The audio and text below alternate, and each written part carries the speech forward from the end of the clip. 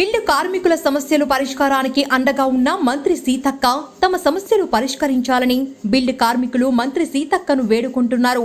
Bill ఫ్యాక్టరీని నమ్ముకుని కొన్ని సంవత్సరాలు పనిచేస్తే యాజమాన్యం బిల్లు ఫ్యాక్టరీ మూతవేయడంతో వేల కార్మికులు రోడ్డును పడ్డ విషయం మంత్రికి తెలిసి ప్రతిపక్షంలో కార్మికుల కోసం కొట్లాడిన మంత్రి ఇప్పుడు కూడా యాజమాన్యంతో మాట్లాడి కార్మికులకు రావాల్సిన గ్రాడ్యుయేట్ ఇప్పించాలని మంత్రిని వేడుకుంటున్నారు. అసలే వయసైపోయి పని చెయ్యలేక తిండి దొరకని పరిస్థితి ఉన్నామన్నారు. మంత్రి అప్పుడు ఇప్పుడు కార్మికుల పక్షానే ఉన్నారని కార్మికులు అన్నారు. ఇప్పటికైనా తమ సమస్యలు యాజమాన్యం దృష్టికి తీసుకొని వెళ్లి తగిన న్యాయం చెయ్యాలని యాదగిరి, గులాగట్టు విజయరావు, సత్యంలు కార్మికుల పక్షాన వేడుకున్నారు. నా పేరు పంజాల సత్యనారాయణ. నేను జూనియర్ కార్మికుని. నాకు పర్మనెంట్ అయిన 2 సంవత్సరాలకు కంపెనీ బంద్ అయిపోయింది. తీవ్ర నష్టం జరిగింది మాకు.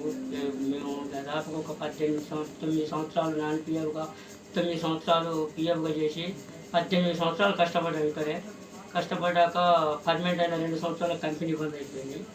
బంద్ అయిపోయాక పిల్లలు చదువులకు కూడా లేక ఒక 2 ఎకరాలు ఉంటే మా అమ్మ నాన్న సంపాదించి నమ్మేసినాము.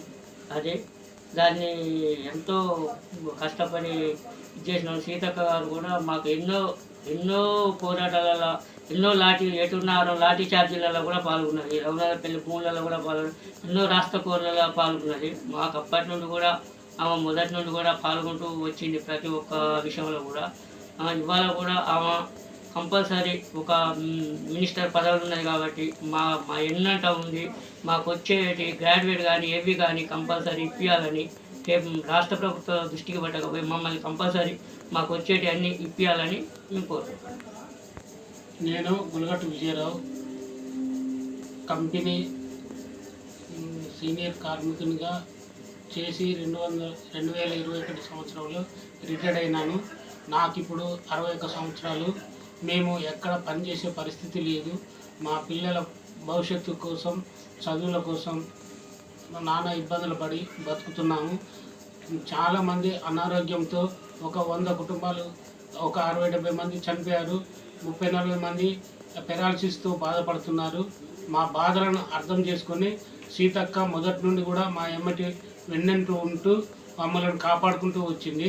ఇప్పుడు ఆమెను 2వసారి గెలిపించుకున్నాము. మంత్రిని కూడా అయినందుకు సంతోషపడుతున్నాము.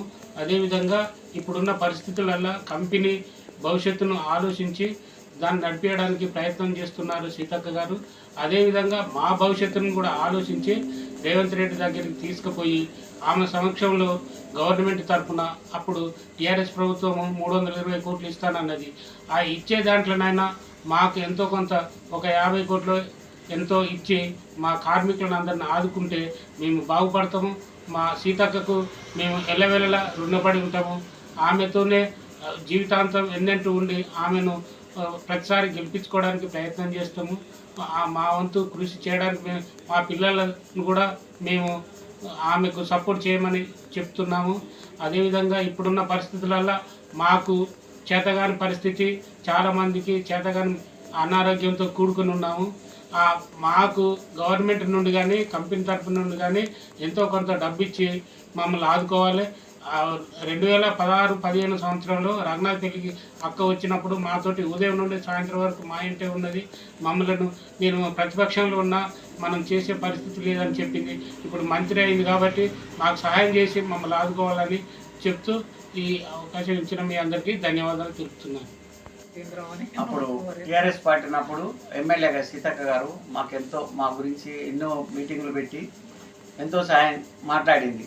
అయ్యో మీకు ఇంత న్యాయం జరిగిందని, ధర్నాలు చేస్తామని, ధర్నాలు మీకు ఏదైనా చేస్తామని చెప్పి మాకు ఫుల్ సపోర్ట్ ఇచ్చింది. ఇవాళ సీతక్కను మేము గెలిపించుకున్నాం. ఇవాళ ఆమె మంత్రి అయింది, మాకు బాగా సంతోషం.